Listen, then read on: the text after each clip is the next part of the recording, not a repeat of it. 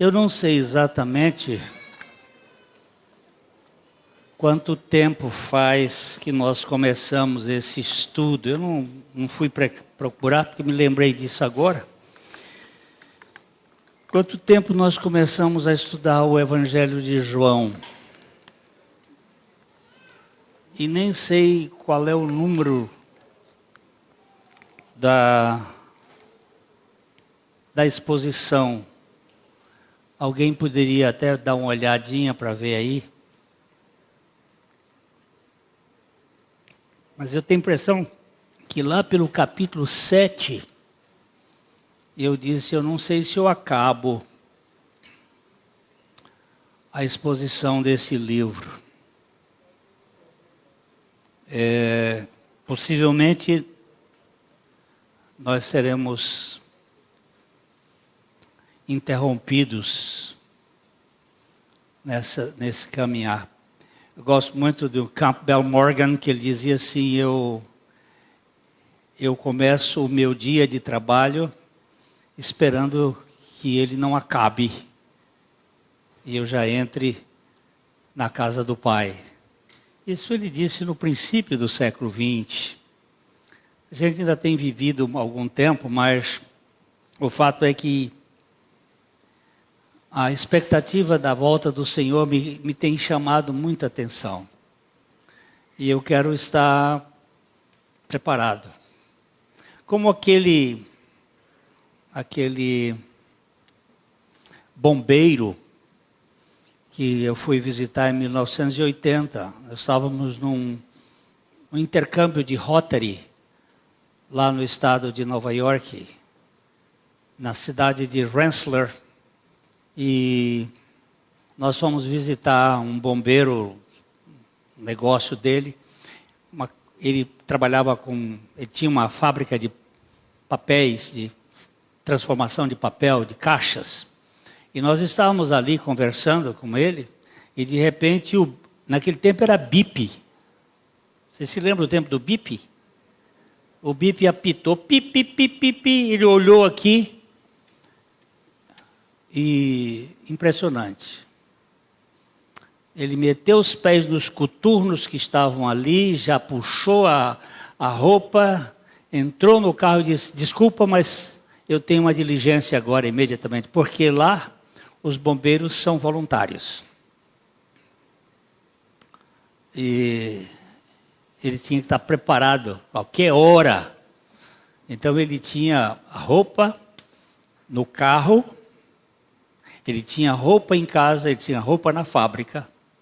Ele estava sempre preparado para, na hora que tocar, correr imediatamente. E eu acho que nós precisamos desta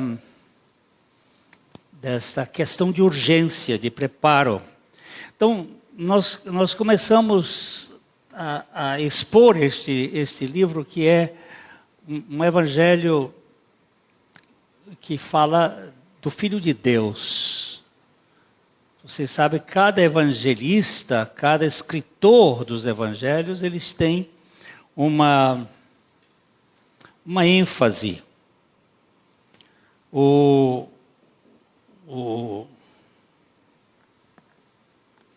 evangelho de Mateus era publicano, Mateus era um judeu, ele foi discriminado muito pelo povo judeu por ser publicano, por cobrar impostos.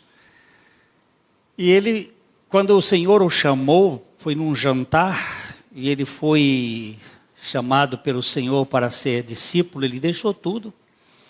E o foco dele era pregar o evangelho para o povo dele, para os judeus. Tanto é que o evangelho de Mateus ele é focado em cima do reino de Deus para os judeus. Marcos é aquele moço que até deixou a capa dele, a roupa dele, ficou nu, saiu correndo pelado na hora que Jesus,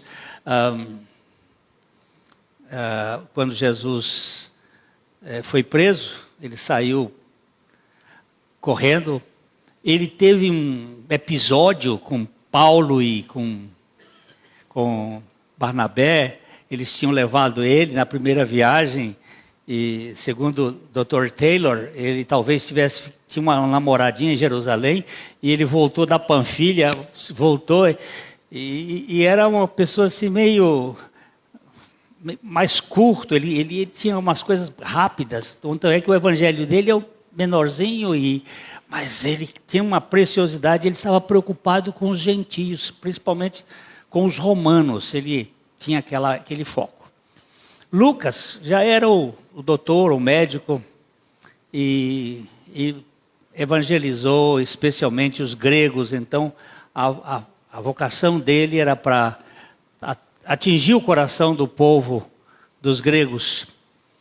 E até aquele excelentíssimo Teófilo, que seria o personagem da sua pregação, pode ser também qualquer Teófilo.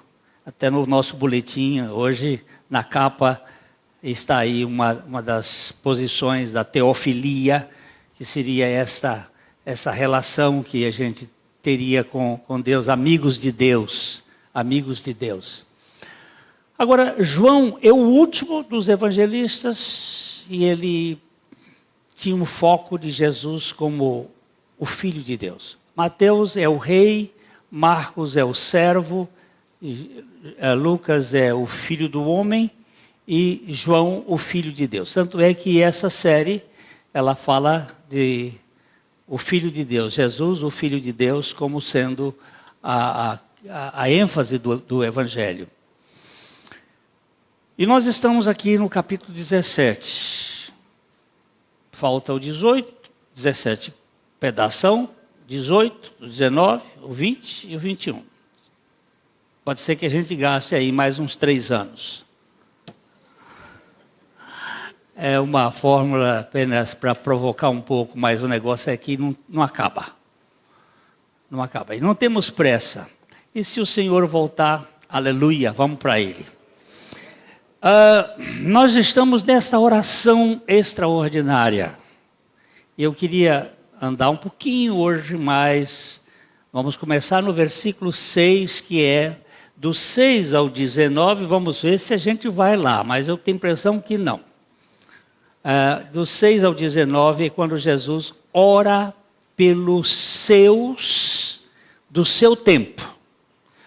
Do 20 ao 26, ele ora pelos seus espalhados pelo mundo, pelos tempos afora. É uma oração. Primeiro ele orou por ele, de 1 a 5. E ele pediu que o Pai o glorificasse com a glória que ele tinha com o Pai antes dos tempos eternos e antes da sua encarnação. Porque a kenosis, que é uma palavra bíblica que aparece em Filipenses, no capítulo 2, é como é que eu vou dizer? É a condensação de toda a divindade dentro de um ser finito. É como se você pegasse o Oceano Pacífico, que é maior, o Oceano Pacífico, e comprimisse todo o Oceano Pacífico e colocasse dentro de um copo. Preste atenção, porque ele tinha que ser totalmente Deus e totalmente homem. Então essa kenosis, a glória dele, não é que foi tirada, mas ela foi condensada na sua expressão. Ele passou a viver numa dependência do Pai. Ele dizia, eu nada posso fazer por mim mesmo, mas eu dependo do Pai. Então ele ora para que ele reorganize, se restaure aquela glória que ele tinha antes dos tempos. Então essa foi a oração dele. E isso foi possível depois da ressurreição, porque o ministério de Jesus terminou na cruz. Ali terminou o ministério dele. Ele veio para fazer a obra redentiva e ele concluiu quando ele deu aquele berro, aquele brado, consumado está, tudo está consumado. A partir dali ele entregou o seu espírito e foi sepultado. Daí para frente foi o Pai que o ressuscitou dentre os mortos. E ele, então, foi assunto, e é assunto da igreja para todo sempre. Não é? O assunto da igreja é Jesus Cristo. Agora, dos 6 ao 19, ele ora pelo seu povo, pelos seus discípulos, especialmente os discípulos do seu tempo. E do 20 ao 26, ele ora por nós. Eu fico tão contente de ver que Jesus orou por mim, e por causa disso, a redenção me alcançou. Então, Marcos, você vai ler do 6 ao 19, mas eu não sei se a gente vai até o 19. Tá ok? Por favor. Manifestei o teu nome aos homens que me deste do mundo. Eram teus, tu nos confiaste, e eles têm guardado a tua palavra. Agora eles reconhecem que todas as coisas que me tens dado provêm de ti.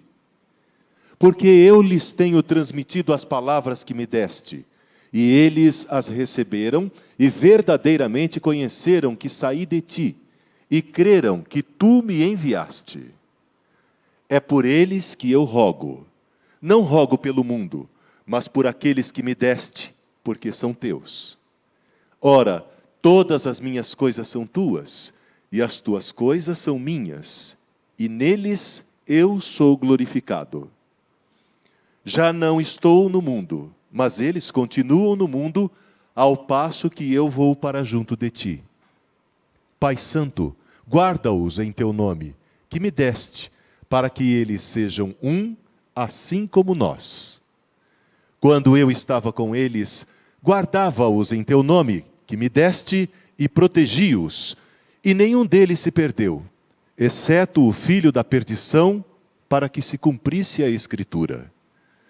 Mas agora vou para junto de ti, e isto falo no mundo, para que eles tenham o meu gozo completo em si mesmos.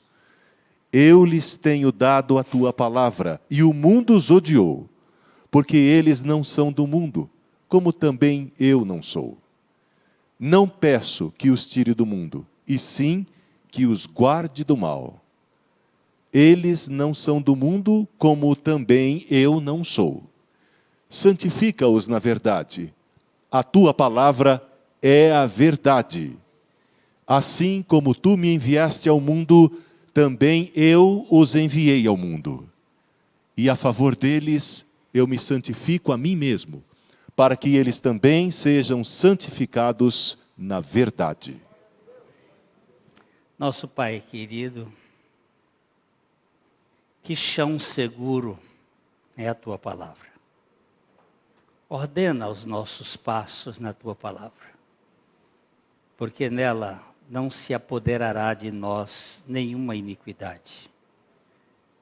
O Senhor que tem inspirado, o Senhor mesmo vem revelá-la aos nossos corações através do teu Espírito Santo. E concede-nos a graça de poder comunicar, e concede-nos a graça de poder ouvir a tua palavra. Em nome de Jesus. Amém. Domingo passado nós vimos os versículos 6, 7, andamos um pouquinho pelo 8 ali, o 9, mas eu queria fazer uma leitura. Você vai colocar os versículos como estão e eu vou ler segundo uma, como é que eu posso dizer, uma tradução que eu considero um pouco mais compatível com o texto.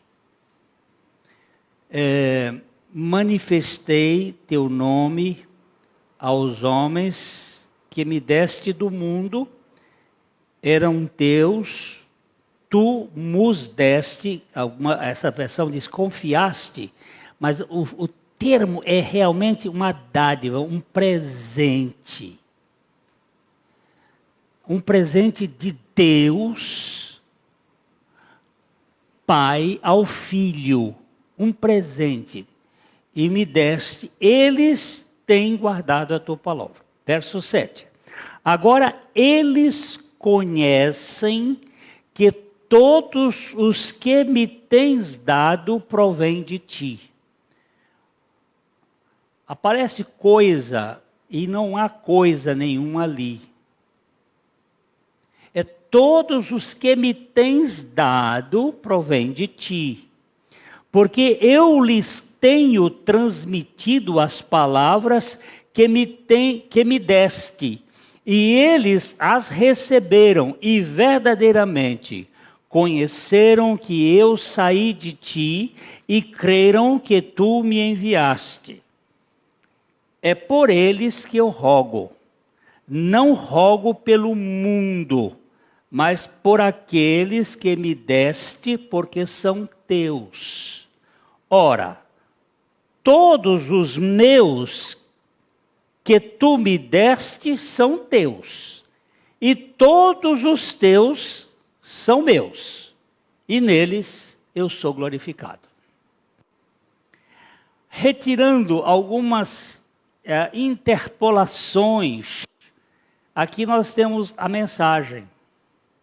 O conteúdo do que o Senhor quis nos colocar neste ponto. Nós somos, e aqui no caso os seus discípulos, eram um presente do Pai, era um dom, era uma dádiva do Pai ao Filho. Isto é que tem que estar dentro de nós, que o Pai tem um povo dele para o Filho. Ele diz que manifestou o nome do Pai aos filhos. Domingo passado nós vimos isto, que é a manifestação do nome, a manifestação do caráter, a manifestação da identidade. O que ele manifestou? O Pai, não o Criador, não o Senhor dos Exércitos, que eram nomes utilizados para Deus no Velho Testamento. Mas ele diz, eu manifestei o nome do Pai.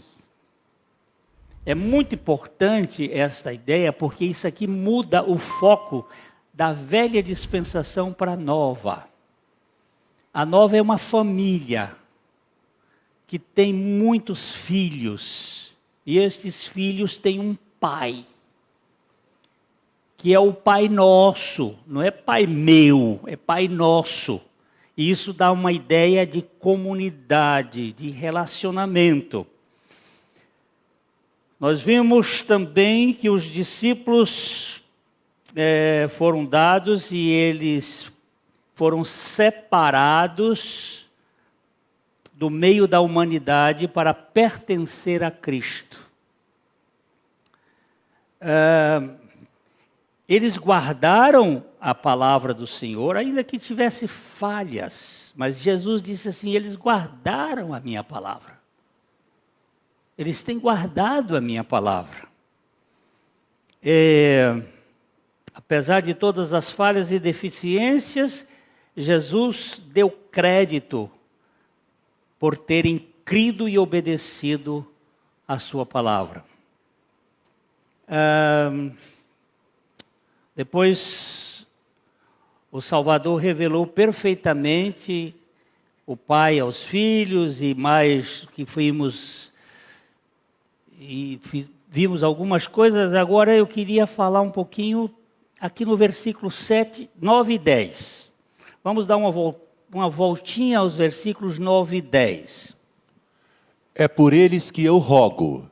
Não rogo pelo mundo, mas por aqueles que me deste, porque são teus. Ora, todas as minhas coisas são tuas, e as tuas coisas são minhas, e neles eu sou glorificado. Olha, presta atenção. É por eles que eu rogo. Não rogo pelo mundo. O senhor não veio salvar o mundo? por que o senhor não roga pelo mundo? Então nós temos que verificar, lembrar que lá atrás nós falamos dos 10 tipos de mundo. Eu não vou falar aqui mais não. Mas existem 10 mundos. A criação, o universo é um mundo, a terra é um mundo, um bocado de gente é mundo, um tanto de judeu é mundo. Tem vários mundos. Mas que mundo é esse que Jesus veio salvar? O mundo de gente que o Pai deu para ele.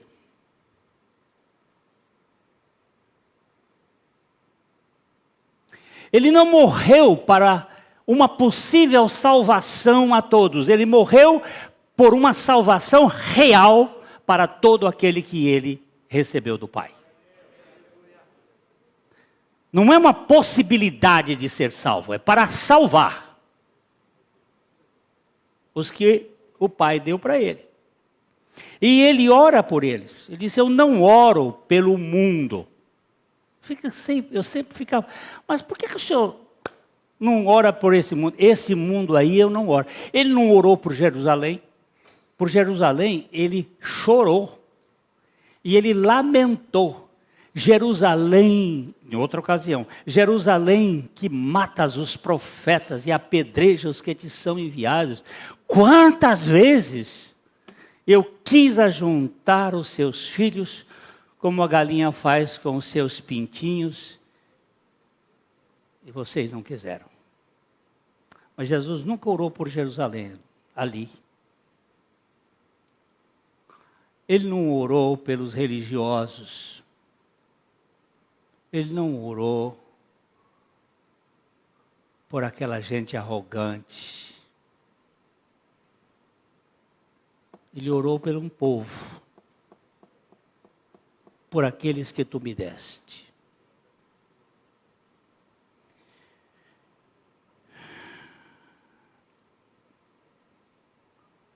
Aqui, Jesus está orando simplesmente pelo presente que ele recebeu do Pai.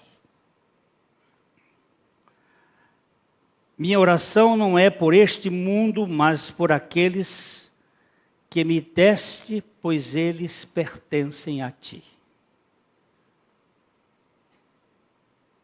Tudo é meu, tudo que é meu pertence a ti, e tudo que é teu pertence a mim, e eu sou glorificado por meio deles. Jesus só vai ser glorificado por meio dos seus. O mundo não glorifica Jesus. Não vai glorificar Jesus. O mundo vai expor a vergonha. Vocês lembram aquela festa de carnaval lá em São Paulo, em que eles fizeram um deboche? E hoje, os deboches, inclusive na CPI, aqueles senhores, eu não vou chamar nem de senadores, aqueles senhores prepotentes, debochando, ridicularizando. Eles vão chegar ao tempo da blasfêmia. Agora é o ridículo. Eu não estou falando de ironia. Ironia é bonito. Estou falando de sarcasmo. Ironia é uma parte da comunicação. Jesus, às vezes, usou de ironia. Paulo usava de ironia. Eu estou falando de sarcasmo, que vai chegar um tempo, e daquilo que é a blasfêmia. Isso vai chegar. Bem dentro do poder do governo. Ele orou por todos os que são meus, que pertencem a ti, e todos os que são teus, que pertencem a mim. Ele faz uma ligação da Trindade aqui, das duas pessoas. O que é meu é teu, e o que é teu é meu. E quando foi que de quanto tempo que nós pertencemos a Ele?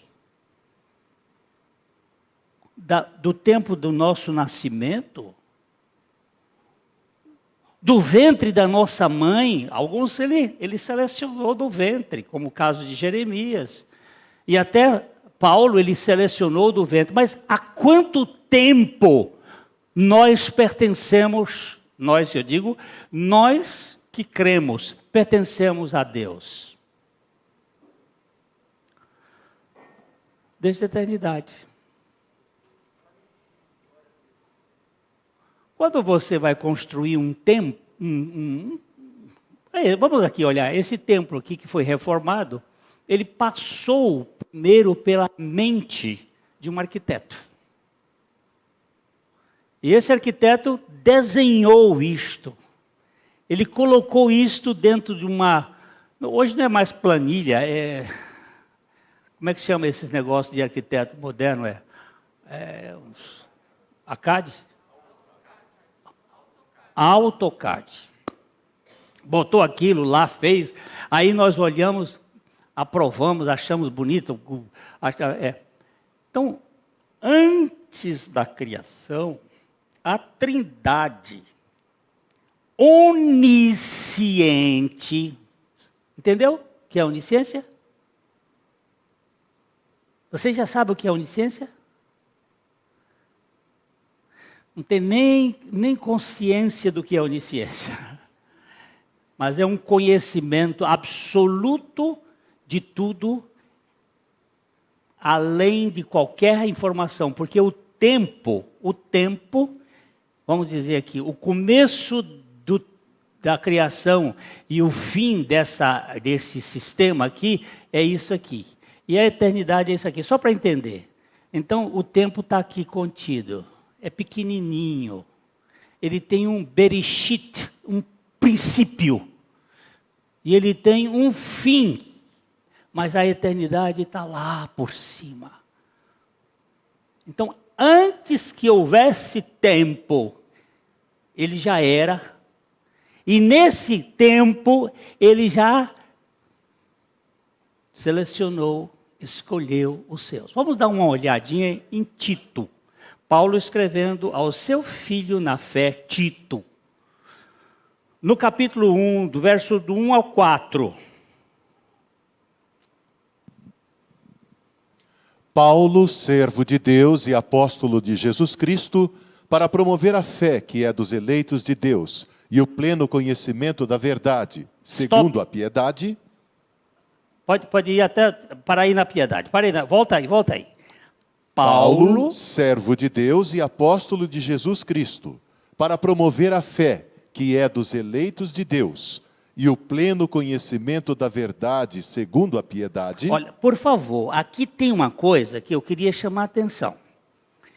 Ele se chama servo ou escravo de Deus. E enviado apostelo, que tem uma procuração da parte de Jesus Cristo para promover a fé que é dos eleitos.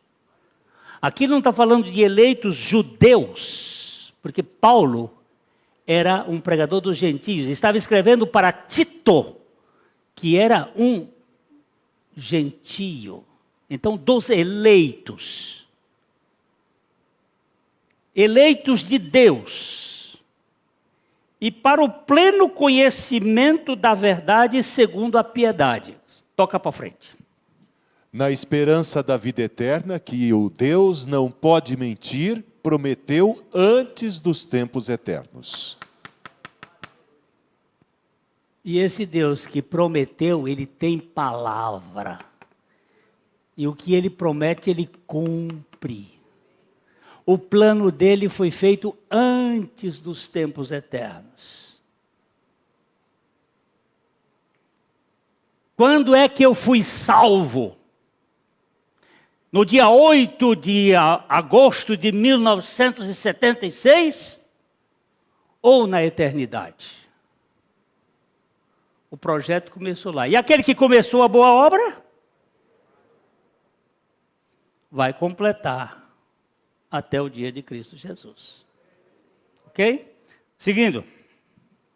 E em tempos devidos manifestou a sua palavra mediante a pregação que me foi confiada por mandato de Deus, nosso Salvador, a Tito, verdadeiro filho, segundo a fé comum, graça e paz, da parte de Deus Pai e de Cristo Jesus, nosso Salvador. Olha aí. Você está entendendo? Quando é que você e eu, há quanto tempo nós pertencemos a Deus?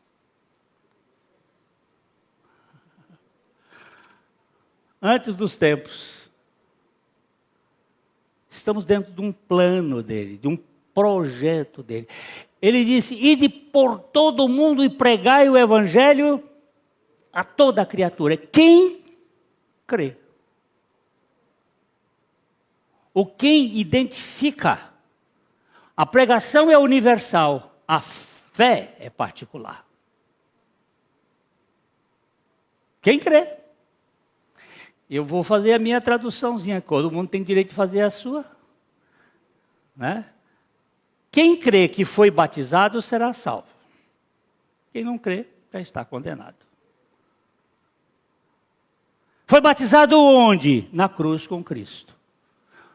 Porque batismo na água nunca salvou ninguém e Jesus não ia botar batismo na água como motivo de salvação.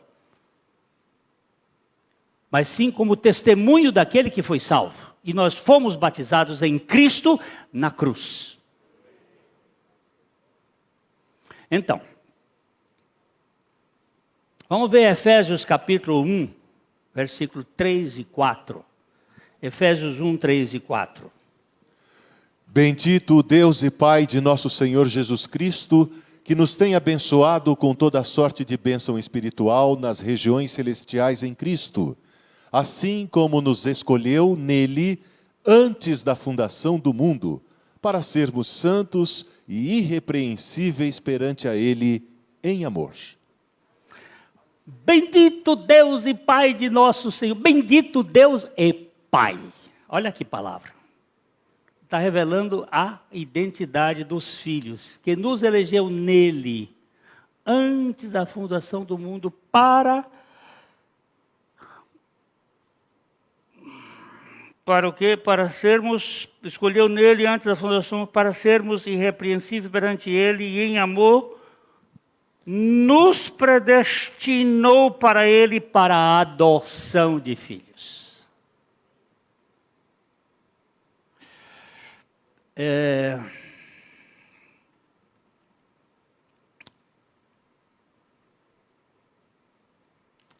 Há quanto tempo você pertence ao Pai? Eu, desde a eternidade, antes dos tempos. Ele me escolheu em Cristo Jesus. Vamos dar mais uma olhadinha, 2 Tessalonicenses 2,13. Entretanto, devemos sempre dar graças a Deus por vós, irmãos amados pelo Senhor, porque Deus vos escolheu desde o princípio para a salvação, pela santificação do Espírito e fé na verdade. Ah, mas foi o princípio quando eles creram. Não, você vai ver o contexto, é desde o princípio, do princípio.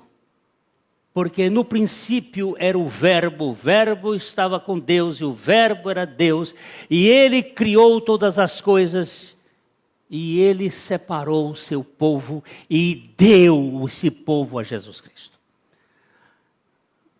Como nós somos frutos da meritocracia grega, nosso raciocínio é, não é bem assim. Nós temos uma participação nesse negócio. Eu queria saber qual foi a participação de Leonardo Charles Malafaia Paranaguá para ser meu filho. A participação dele. Eu queria saber. Ele só é meu filho porque um dia eu copulei com a minha esposa e ela emprenhou-se e ele nasceu.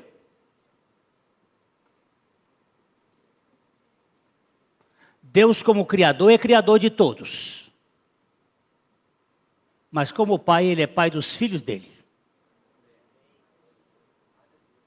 E os filhos dele, é Ele quem gera, regenerando esse povo. Então, eu sou dele desde a eternidade. Isso me enche de adoração e de temor. Para dizer como Spurgeon, foi ele que me escolheu, porque se fosse depender de mim, ele me escolheu antes da eternidade, porque se ele dependesse do meu nascimento, ele nunca me escolheria.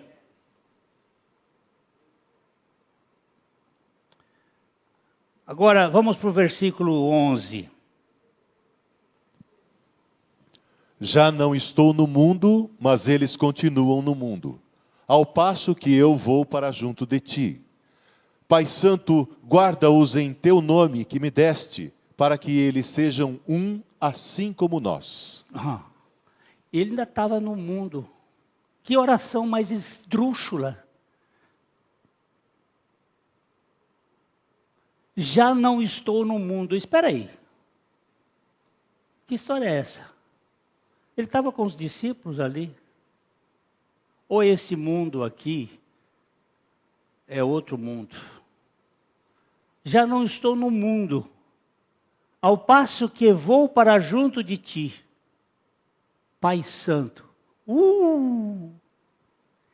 Ele põe duas palavras aqui que são maravilhosas. Pai Santo.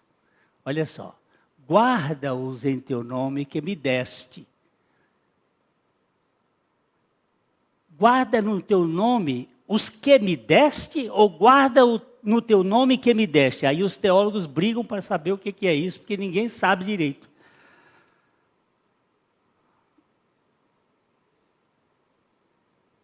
Se é o nome que ele deu, o nome que me deste, ou se são aqueles que me deste. E divide, o grupo divide, aí você vai encontrar de teólogo de fundo de quintal até aqueles de palácio, discutindo esse assunto. Eu fico, as duas coisas. Aí eu não fico de mal com ninguém. Tanto o nome é o nome dele, que é dado a ele, como aqueles que ele deu ao filho.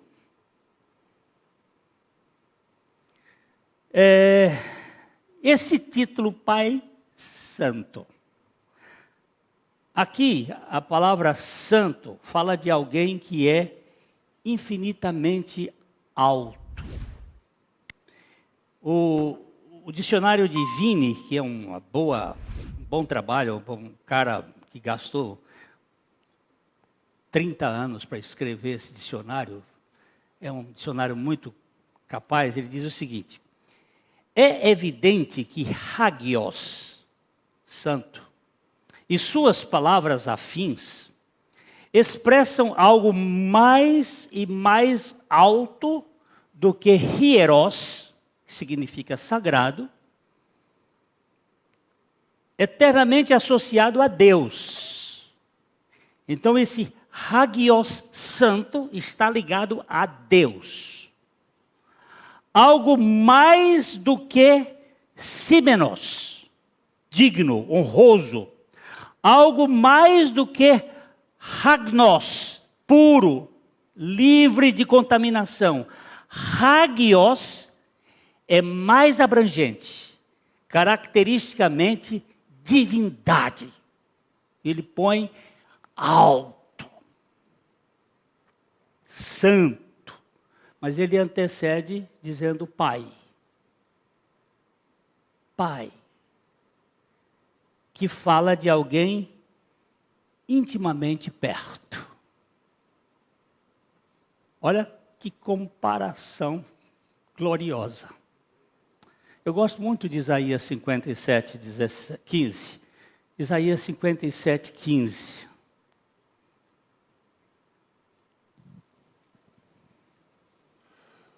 Porque assim diz o alto, o sublime, que habita a eternidade, o qual tem o nome de santo. Habito no alto e santo lugar, mas habito também com o contrito e abatido de espírito, para vivificar o espírito dos abatidos e vivificar o coração dos contritos. Isso é demais, gente. Mora num palácio do mais alto nível. Habito no santo lugar. O nome dele é santo. É o digno, mas habito num barraco. Que barraco é este? Esse aqui, que é feito de barro. Num lugar baixo. E como é que ele habita nesse lugar? Como pai, gente. Como pai. No princípio dessas exposições aqui, eu contei uma historinha. Eu tinha uns 7 para 8 anos. Eu viajava com meu pai. E meu pai estava querendo me ensinar a ser homem no Nordeste. Não é fácil. A coisa lá é meio dura. Meu pai era um agrônomo. Um homem bem mais alto do que eu, um homem austero. Botamos 2 animais, cavalo, e viajamos para uma região. E chegamos num lugar perto de um buritizeiro. Buriti, aquela planta, aquela palmeira. E aí armamos as redes. É mês de julho, lá é frio. Se você disser Piauí é quente, é quente. Mas quente, muito quente. Principalmente lá para cima, Teresina. Mas lá no sul do Piauí é meio clima de deserto. De dia é quente, de noite é frio. Na minha infância eu peguei até 6 graus. Você imagina que é frio mesmo. Só que é um frio seco. E ele pôs um couro de carneiro por baixo da rede. O carneiro tem a lã, aquele couro assim debaixo da rede, da minha rede, por baixo. Me cobriu e fomos dormir. De noite, era uma madrugada, aquele breu tinha acendido um fogo ali do lado para poder... Eu não tinha lanterna. Isso é 50 e pouco, lá no Piauí não tinha lanterna, não. Era fifó, era lamparina, era vela de cera, e aquele escuro ali. Eu acordei com a bexiga cheia. Eu olhei e tinha um barulho, fazia assim.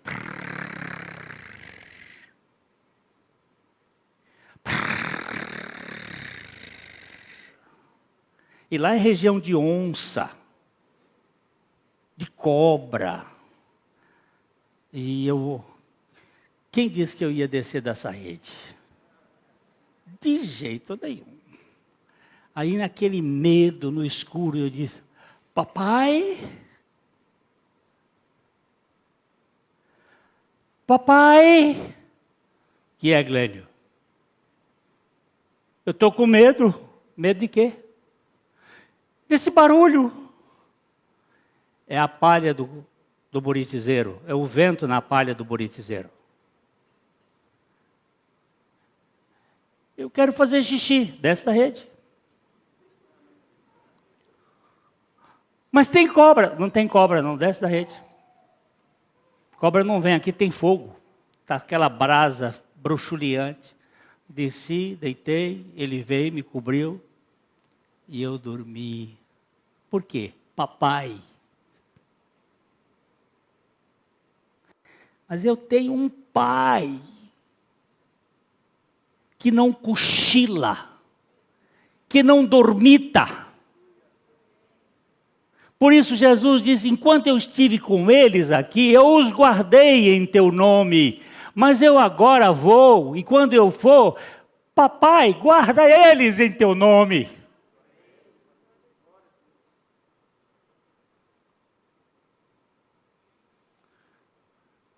Um santo, sublime, mas um pai.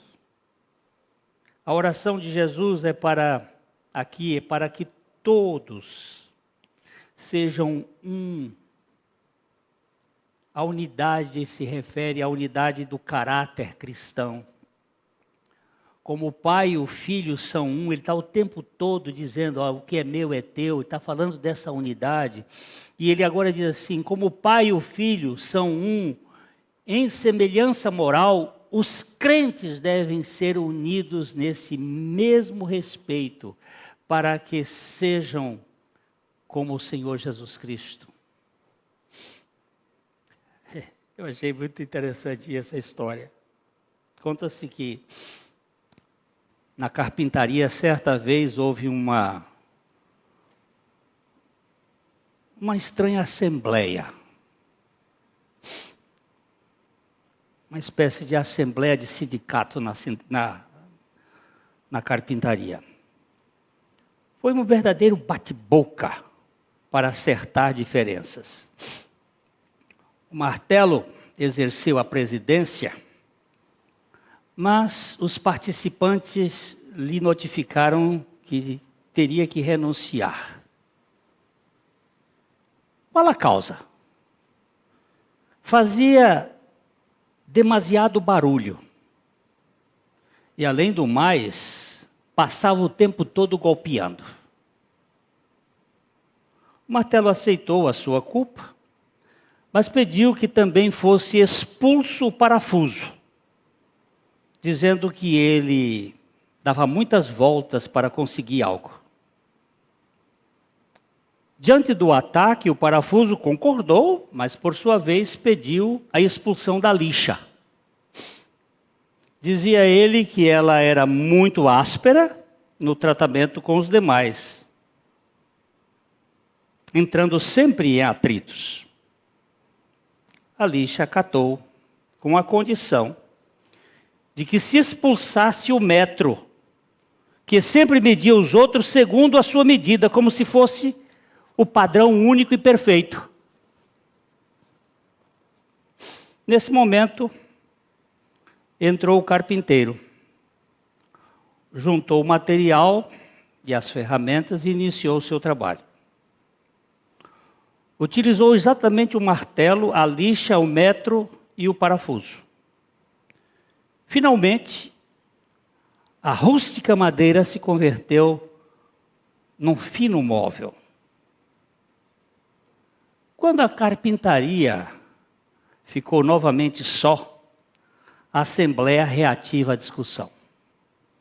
Foi então que o serrote tomou a palavra e disse: Senhores, ficou demonstrado que temos defeitos. Mas o carpinteiro não trabalha com os nossos defeitos, mas sim com as nossas qualidades. Com os nossos pontos mais fortes. Assim proponho abandonarmos essa discussão e nos concentrarmos na tarefa construtiva. A proposta foi aceita por unanimidade e todos se sentiram, então, uma verdadeira equipe, capaz de produzir objetos de qualidade, se unidos no mesmo propósito e nas mãos e na mente do hábil carpinteiro. Essa é uma ilustração. Mas nós somos martelos, lixas, parafusos, serrotes, com os nossos defeitos. Mas Jesus diz assim: Pai, que eles sejam um, assim como nós somos. Ele não tem defeito nenhum. Ele não tem defeito nenhum. Eu disse que não ia muito longe e não é verdade. Eu vou ficar aqui.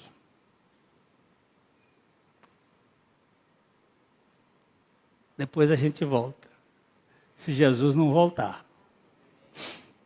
Então, irmãos, eu queria chegar pelo menos no Judas, o filho da perdição, porque esse não foi dado para ele. Mas não vai dar para hoje. Eu não quero falar muito, agora eu estou tentando falar menos, eu já falei 45 minutos e espero que a gente volte uma outra vez para contar um pouco mais dessa oração. Lembre-se que se você faz parte da carpintaria do Senhor, Ele vai te usar. Dentro das características que Ele mesmo tem dado a você. Ou você vai ser martelo, ou lixa, ou parafuso, ou metro, seja o que for, nas mãos dele, eu e você seremos uma bênção dentro do projeto dele. Nosso Pai, revela-nos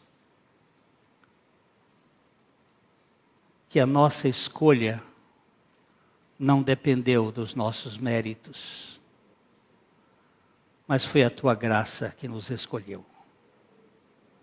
Dá a consciência ao maior número de pessoas para ter o descanso de saber que foi o Senhor e que é o Senhor que cuida de cada um de nós. E que não há acidentes de percurso, nem percalços, mas há propósitos que o Senhor tem para cada um de nós. Dá-nos a graça de viver para a Tua glória, na mesma unidade que existe dentro do Teu propósito de fazer de nós um povo para a Tua glória. Em nome de Jesus. Amém.